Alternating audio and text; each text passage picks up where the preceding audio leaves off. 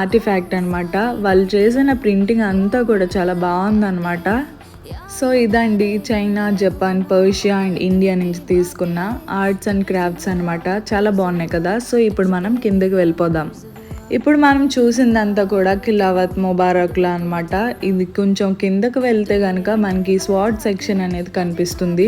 నిజాంలో యుద్ధం జరిగే టైంలో వాళ్ళ సోల్జర్స్ యూజ్ చేసిన స్వాడ్స్ అండ్ డ్రెస్సెస్ అన్ని కూడా ఇక్కడ ఉన్నాయి. ఇవన్నీ కూడా గ్లాస్ లో పెట్టేశారు. ఇప్పుడు మీరు చూస్తున్నారు కదా, ఇది వచ్చేసి పాతకాలం నాటి పిస్తోల్ ఇంకా గన్స్ అన్నమాట.